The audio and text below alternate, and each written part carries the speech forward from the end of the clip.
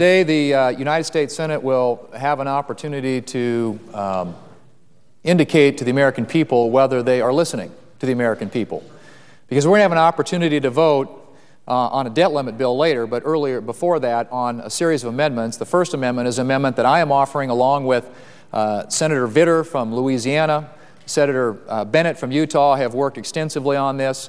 They've already been down here and spoke to this morning, as have a number of my colleagues. But I think what's important about this amendment is it will give an indication to the American people about whether or not their voices are being heard here in Washington, as expressed by the voters in Massachusetts. Because I think what they were saying in that vote a couple of days ago was, we are frustrated. We are concerned about the level at which Washington is spending and taxing and borrowing, and we want the brakes put on that. Well, I have an amendment that I offered to the debt limit today that would end the TARP program. And I think it's a very straightforward way in which we can signal to the American people that we're serious about fiscal responsibility. And I would say, just by way of context, Mr. President, that if you look at what is being proposed here with this debt limit increase, it's to add $1.9 trillion to the debt limit for our country. $1.9 trillion. Now, remember, we already raised the debt limit before we left for the Christmas holiday by $290 billion. So if you add that to the $1.9 trillion, you're talking about well over $2 trillion that we will have added to the debt limit in the last 30 days. Now, bear in mind that the entire federal budget a decade ago did not exceed that amount of money. We are going to add more to the debt limit in this vote, coupled with the vote that we made about 30 days ago, than was spent in the entire federal budget a decade ago. That is remarkable, Mr. President, and I think it speaks to the whole issue of the amount of spending and the growth of government here in Washington, D.C., which has the American taxpayer, I think, very concerned, and with good reason. And in fact, if you look at what's happened in the last several years, starting in 2008 up through 2010 this year, if you take the end of 2008, the amount of money that was spent in the appropriations bills here in Washington, and then you go to the 2009 appropriations bills and the 2010 appropriation bills, over that time period, the entire government grew by 16.8% over a two-year period. 16.8%, and that's excluding defense and veterans funding, so that's other non-defense discretionary spending. Now, all these increases outpace both inflation and the growth in our economy. And just to put it into perspective, inflation during that same period, 2008 to 2010, was 3.5%. We grew government spending by 16.8%. That is stunning.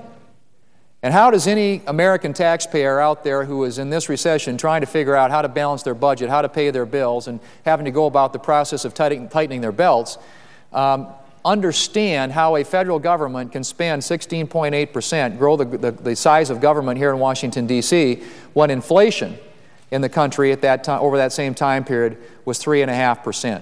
These are some pretty stunning and remarkable numbers. And I think that's why you're seeing all this angst at the grassroots level around this country about the direction the country's heading and the peril that is putting future generations in if we continue on this path unabated, and we don't do something about spending, and we don't do something about the massive amount of borrowing and expansion of government. And I also think people are reacting, Mr. President, to the process by which Congress conducts its business. I think the idea that you would have to pass legislation by including special provisions for individual senators, the so-called Cornhusker kickback, the Louisiana Purchase, all these other things where individual deals were made in back rooms to get the support of individual senators to vote for, in this case, the big health care bill, is something that the American people finds very objectionable. And I think they're reacting to that, too. And I think that's what they're voicing as their disgust with the way that Washington operates. And one of the reasons we're here today asking for a $1.9 trillion increase in the debt limit, and the reason that we have a debt which next year will exceed 60% of our gross domestic product, which, by the way, would keep us from getting into the European Union, is because we continue to spend and spend and spend and borrow and borrow and borrow, and frankly use a lot of gimmicks, accounting gimmicks here in Washington, D.C. to disguise and shield the amount of borrowing and spending that's really going on here. And a good example of that, Mr. President, was the health care bill, which we've been debating now for the last several months. and it has passed the House of Representatives, passed the Senate, is now in discussions, negotiations going on between the leaders in the House and the Senate, and I'm not sure, we haven't been privy to those either, what the state of play is with regard to the health care bill. But I think it's important to note that there were a lot of things in that bill that were designed to understate its true cost. In fact, they said that it would only cost $1 trillion over the first 10 years. But if you look at the fully implemented cost, because it front-end loaded some of the tax increases and back-loaded some of the spending, because it used various accounting gimmicks to understate the true cost of it, if you look at the fully implemented cost over 10 years, it was in fact $2.5 trillion. I think those numbers are starting to sink in with the American people. And one of the things that was done in the health care bill, and I think this is an example of some of the just things that happen, processes, procedures that happen here in Washington, D.C. that defy logic and are very difficult to be able to explain to the American people. And one example of that was the way that the Medicare issue was debated and handled with regard to the health care debate. About $500 billion in Medicare cuts were proposed, along with a Medicare tax increase of 0.9%, all to use to finance this new health care entitlement program, to pay for the new $2.5 trillion in spending. Well, the argument was made by the other side that this, in fact, extended the lifespan of Medicare. Because it was the cuts to Medicare and the revenue increases were somehow going to extend the lifespan of Medicare. But I thought what was interesting about that is the senator from Alabama asked a question of the Congressional Budget Office toward the end of that debate about this, how can you count this as paying for the new entitlement program, the new health care program, and still say you're extending the lifespan of Medicare? Because obviously you can't use the money twice. And so in response to that question, the Congressional Budget Office issued a statement. It said, the key point is that the savings to the HI Trust Fund, the Medicare Trust Fund, under the health care bill would be received by the government only once, so they cannot be set aside to pay for future Medicare spending, and at the same time pay for current spending on other parts of the legislation or on other programs. They went on to say that the unified budget accounting shows that the majority of the HI Trust Fund savings would be used to pay for other spending under the health care bill, and would not enhance the ability of the government to redeem the bonds credited to the trust fund, the Medicare Trust Fund, to pay for future Medicare benefits. To describe the full amount of HI Trust Fund savings as both improving the government's ability to pay future Medicare benefits and financing new spending outside of Medicare would essentially double count a large share of those savings and thus overstate the improvement in the government's fiscal position. That's just an example of one of the unique accounting mechanisms that are used by the federal government here in Washington, D.C. That point. I would yield to I would say to the chairman, I will yield to him in a moment when I'm through making remarks. I want to speak to the TARP amendment, if I might do that. But I'd be happy to yield to him at the conclusion of my remarks. And I want to say that, Mr. President, because I know what the chairman is going to say. He's going to say that the CBO came back and said it would extend the lifespan of Medicare, and they did. And it would, under the mechanisms that are used in the unified budget when it comes to trust fund accounting.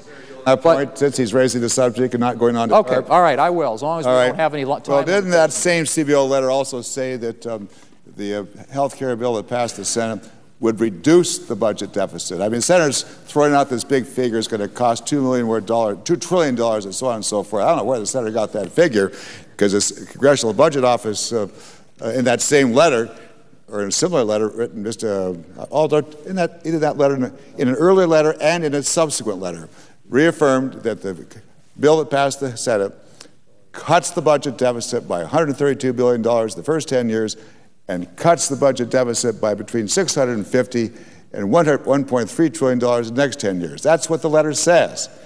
And the actuary said that the bill extends the life of the Medicare Trust Fund, I think, 5 or 6 more years, maybe more than that. But isn't it true that CBO letter said that the Senate bill reduces the budget deficit by $132 billion and reduces it in the second 10 years by between $650 and $1.3 trillion. Isn't that not true? The CBO number, as the senator from Montana knows, has been a bit of a moving target, because at the very end of that debate, they adjusted by about $500 billion the amount that they considered that the deficit would be reduced.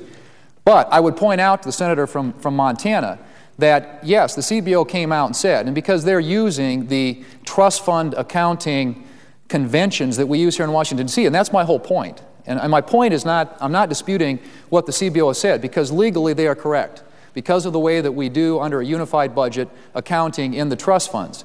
But as a practical matter, as an economic matter, what the CBO is saying in the statement that they issued here is you can't double count the money. And it is spending the same money twice. You're creating a new entitlement program, which is, under the CBO's estimate, $1 trillion over the first 10, but when it's fully implemented, $2.5 trillion.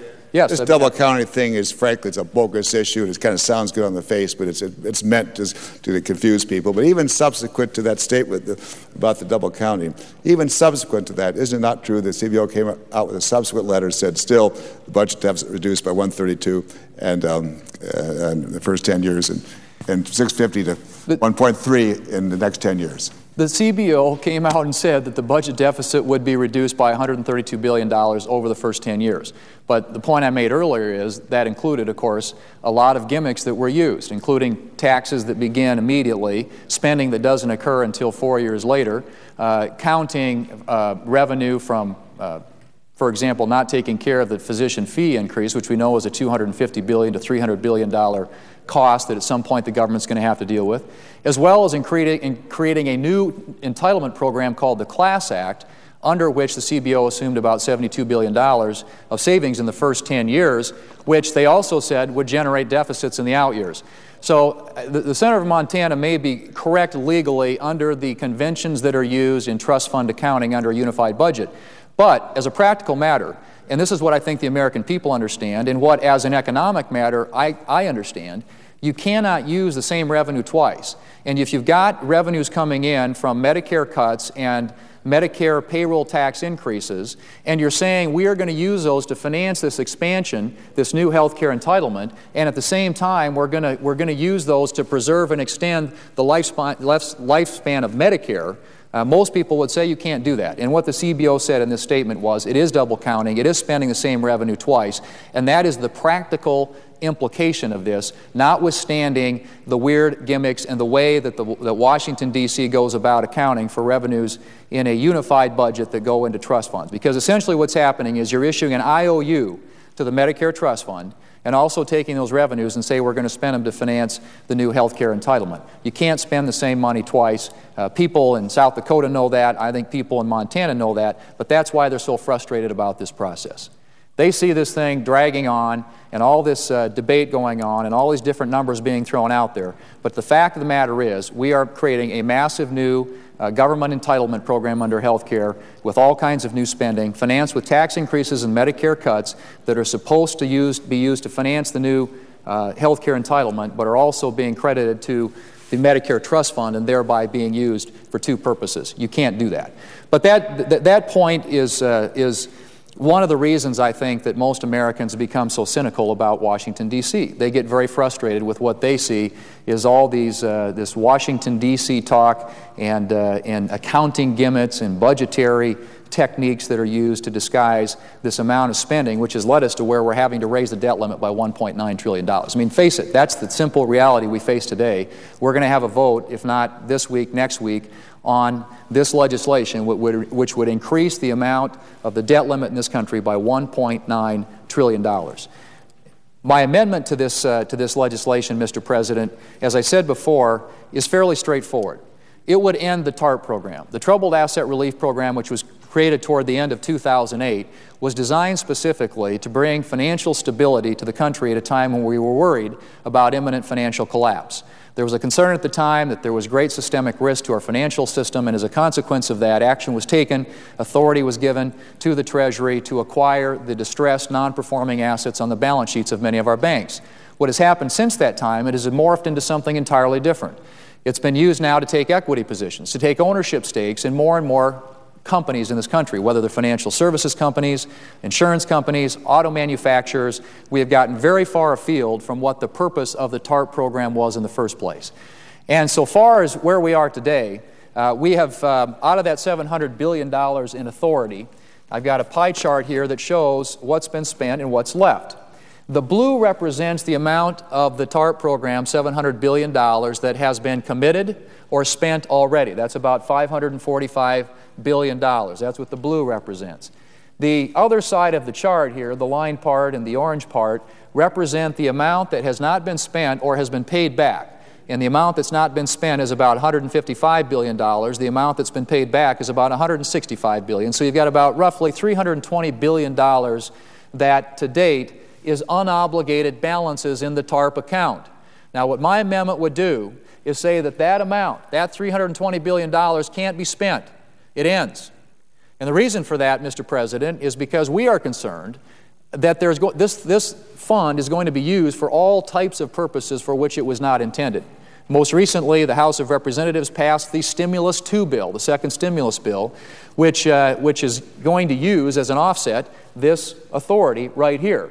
And what we're simply saying is that this is $320 billion that we can save the taxpayers of this country, that we can keep from piling on debt to future generations and keep from adding to the total amount of borrowing that we're doing. So let's stop, let's end this program today, not allow this $320 billion to be spent, and further stipulates that anything here in the blue, the $545 billion that is currently spent or committed, if paid back, would go to reduce the federal debt rather than be recycled and respent and reused again. Very straightforward, very simple amendment, but I think very important in terms of the message it sends to the American people about whether or not we're serious about what this TARP program was created for in the first place, its specific statutory purpose, and whether we're going to deviate from that and use it for all other types of spending and ideas that people here in Washington, D.C. might come up with. So, Mr. President, I hope that my colleagues today will support this amendment. I happen to believe that the TARP program has served its purpose. The Treasury had an opportunity to extend it at the end of last year, the end of December of last year. They chose not to, or chose to let it expire. They chose to extend it. And so now this thing runs until October of this year. And my fear is that this amount of money here, this $320 billion, is going to get spent. But it's not going to get spent for the purposes that it was intended to be spent for under the TARP authority, but rather for all kinds of other things that politicians here in Washington might come up with. And also that this blue amount here, those funds that are already committed or spent, when they are paid back, and we hope they will be, although there's some question now about whether or not we're going to see a lot of that money paid back, but assuming that it is, that money not be recycled or respent, but it be used to retire the federal debt. That would reduce the total amount by which we would have to raise the debt limit. If we're serious about getting this debt under control, if we're serious about getting spending under control, this is a very straightforward way to do that. And so we're going to have this vote, Mr. President, hopefully later today, sometime this afternoon, and we can save the American taxpayer $320 billion by not spending this amount of money right here, and we can hopefully, as these are paid back, save a whole lot more for the American taxpayers. And I would urge my colleagues here in the United States Senate to support this amendment and to restore some sense of fiscal discipline to the way that we do business here in Washington. Mr. President, I yield the floor.